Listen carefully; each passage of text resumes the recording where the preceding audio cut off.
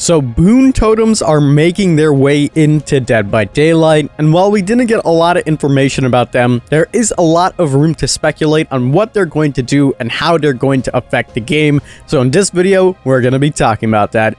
Kings and queens, welcome back to the channel. I hope you're all having a fantastic day. And as I said, today we're going to be talking about Boon Totems and how they affect Dead by Daylight, what they could possibly mean, and how this is going to change the dynamic of things when it comes down to Survivor versus Killer. Now, before we go ahead and talk about Boon Totems, there's a few quick announcements I need to mention. Number one, we're live on Twitch right now doing a 12-hour stream.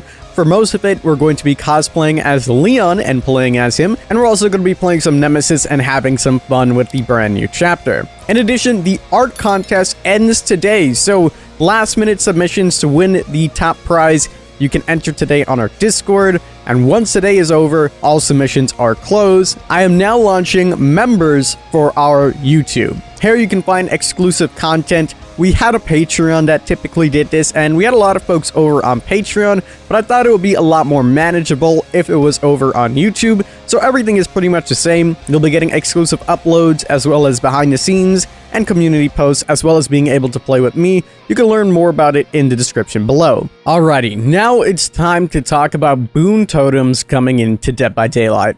If you guys have missed the 5th year anniversary livestream, Dead by Daylight kind of teased us and gave us the traditional soon TM of what Boon Totems are going to be, so we're left with a lot to speculate on how they're going to work, but we have references when it comes down to Hex Totems. As we know, Hex Totems for killers are high-risk, high-reward perks that rely on the dull totems in order to gain their power.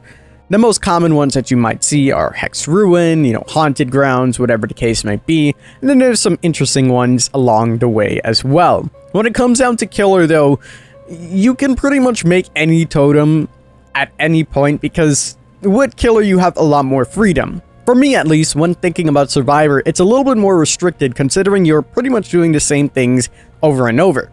That being said, you are just doing generators, vaulting, running from the killer, saving some teammates, or cleansing or opening chests, if you really boil everything down. So when it comes down to these totems, I'm thinking that's what they're mainly going to affect. Now again, this is only speculation. They could make something completely different that blows our minds, but that's what I'm thinking along the lines how the Boon Totems are going to affect survivors. Again, it needs to be enough to be a high-risk, high-reward type of perk. So if this is affecting your movement speed for a set amount of time, if this is affecting, how long you stun the killer, or how fast you vault, maybe how fast you can save other survivors, and every time you save them, you save them progressively faster and faster. Whatever the case may be, it would be really interesting to see on how that would affect gameplay. In the podcast that we did not too long ago, we did mention how Boon Totems would actually work, and this was from the devs themselves. They said that you need to stay in a radius in order to get the benefits of this perk. Now, we don't exactly know if that means you have to constantly be in the radius of the totem, which, in my opinion, is a little bit more unlikely considering how much you have to do through the course of Dead by Daylight, or if it's going to work something like Leadership or Prove Thyself or Vigil, where you need to be in range for a set amount of time, and then if you move out and about, you'll be getting some benefits for a duration of time. Now that makes a lot more sense in my opinion. You stay by the totem, get its benefits, go on to do what you need to do. Now obviously, when it comes down to the totems, there is an issue. If the killer were to bring, 4 hex perks, where would you put your hex? And questions like that. Now in the podcast, what we came up with was that you're more than likely to have to find a dull totem and light it yourself, or invoke your totem in order for it to work. Now this makes a lot more sense considering you won't be adding a bunch of more totems on the map to basically adhere to the players that are running this. It makes more sense to keep the 5 totems base and just have the players actually do this. So there is a possibility that maybe you won't ever be able to use this perk. Now, on the flip side, people are saying that, there's no perks that have ever done this and it doesn't make sense to do that, so they might add a new feature where you can rebuild the totem and then light it up. We'll have to wait and see what exactly happens, but nonetheless, it is a pretty cool feature. When it comes to balancing and gameplay wise, this is actually quite interesting as well, considering if you do need to stay next to your totem, you're not actively helping your team. You're not going to be working on generators or going for saves if you choose to prioritize staying by the totem to get its benefits, which adds some interesting mechanics to the gameplay. As we know, if a team is very determined and they just work on gens and they continuously do that, they will get the victory pretty quickly if they're very efficient, which is natural, it's normal, that's just how Dead by Daylight is. A good coordinated team can easily win quite quickly. However, if you're now focused on your Boon Totems and then, there's only 3 other people working on something, chances are one other person's being chased, and if they're hooked, that means somebody has to go and save them. There's only one person working on a generator because you're sitting next to a Boon Totem.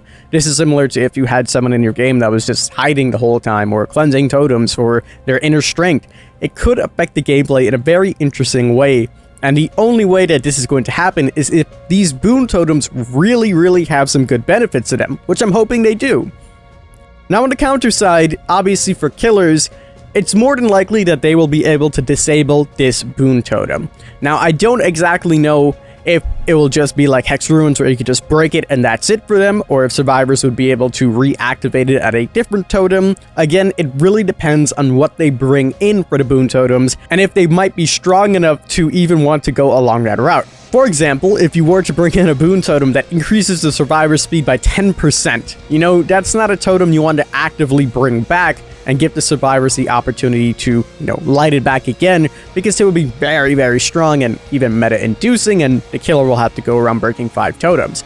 But if it's something very small, such as, faster unhooking speed, like a dying light kind of thing, but it stacks every time you save somebody or whatever the case may be, or it could be something along the lines of a killer perk. Let's use the Third Seal, or maybe even Devour Hope, for example, where you gain tokens progressively, but if you're running something like Undying, your totem will basically respawn, and you will still have your perk activated, just not with the stacks. This is definitely something that can happen on the survivor side if they give them the option to relight their totems.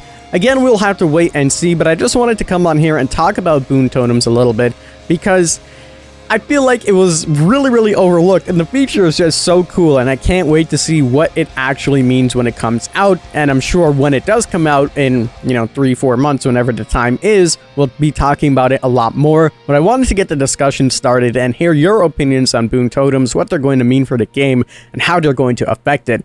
But my friends, that is pretty much going to wrap up this video. I hope you guys did enjoy. If you did, make sure you leave a like down below and subscribe for some more daily Dead by Daylight content. We're going to be posting a lot more and streaming a lot more. And as always, I'm the King. I tip my crown to you guys, and we'll see you in the fog.